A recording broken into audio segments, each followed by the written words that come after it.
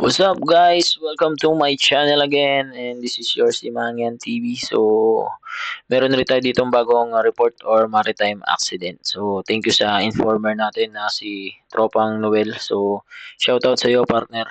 Salamat sa information na binigay mo sa akin para magkameron tayo ng panibagong information or bagong news. So, ito, mainit-init pa. Mainit-init pa kasi fire breaks out on Merck's ultra large Triple E class container ship of Liberia. Kung makikita nyo sa photos, this is an actual photo ng Maersk Line na nasusunog.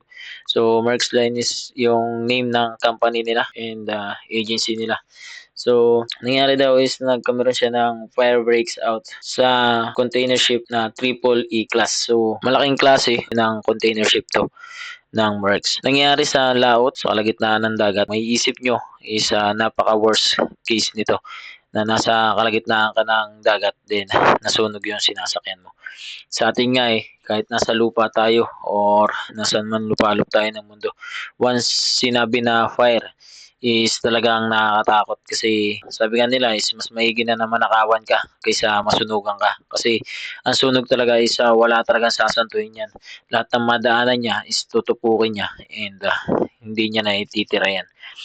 Kahit na mismong buhay mo is hindi kanya sasantuhin. Dito sa barko, sa maritime organization or maritime industry, number one na danger sa barko is ang fire. Kasi yun nga, once na ma-expose na kayo sa fire, combustible materials na yung buong barko. Maaring kumalat talaga agad or maaring mas madaming maapektuhan or buong barko nyo is masunog kasi ang barko is combustible materials. Tulad pati niyan, sa kita nyo sa photos is isang Maersk Line na nagkakarga ng mga container and madami siyang karga. Sabi ko nga sa inyo is number one na kalaban niyan is fire kasi sa dami ng produkto na yan is siguradong lahat yan is maaring masunog. And the worst case scenario pa dyan is kung halimbawa isang kargamento nila is chemical na nakalagay sa container. Also reactive and explosive. So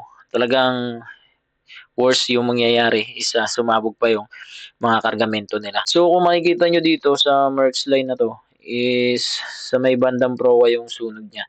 Kasi kung makita nyo yung walang sunog is palapad. So yan yung kanyang pinaka-aft or pinaka-pupa niya. So parang ako parang nakakapagtaka kasi ang kalimitan na center ng fire or pinakamalaking chance na magkameron ng sunog is ang makina. Pero sa kanya, nasunog sa kanya is ang proa niya or forward niya. So, kaya nila sinabi na pinakamalaking chance na ang sunog is sa makina is kasi nandiyan na lahat. Nandiyan na kompleto na yung requirements ng fire para mag-ignite siya or para magkameron ng fire. Kasi sa makina meron ng heat, meron ng combustible materials, and meron ng oxygen. So, once na magpantay-pantay yan, mag-balance or magkameron sila ng equal na characteristic or equal na percentage is magkakameron na talaga yan ng fire sa makina. Kaya naman dito sa photo na to is nakakapagtaka kasi sa proa or sa forward siya nagkameron ng fire. So ibig sabihin nito is maaaring sa forecastle or maaaring yung mismong kargamento nila yung nag-react sa kanila. Kasi sa forecastle, maaaring sa forecastle mangyari kasi meron daw mga electrical wirings and electrical motors na maaaring doon nagmula o nagkameron ng short circuit then kumalat sa barko nila.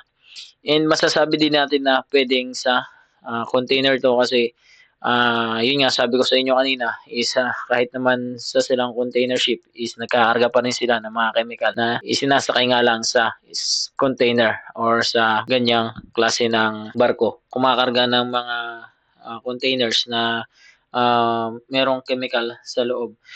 Kaya nga kung halimbawa na isa kang seafarer gusto mo sumakay sa isang container ship is magkakameron kayo ng training about sa mga different kinds of cargos or IBC code. So pag-aaralan niyo yung IBC code and meron yung iba't ibang specification na dapat yung malaman para halimbawa maging tripulante kayo ng container ship is aware kayo sa ang code na yon and aware kayo sa maaaring risk once na meron kayo ng mga gano'ng kargamento.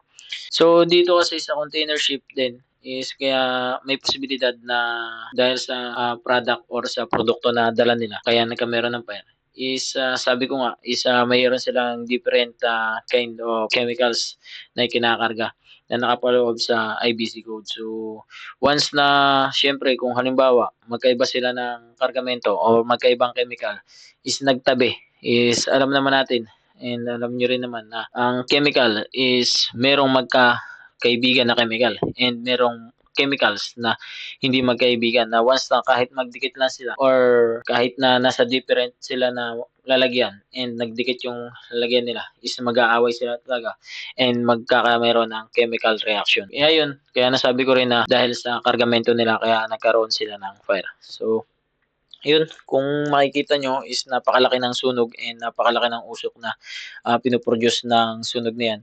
Kasi sama-sama na dyan lahat ng nasusunog. So, polluted area na yan. And siyempre kung halimbawa is may ganyang klase ng usok and chemicals yung nasusunog niya. So, malaking impact din yan sa environment natin.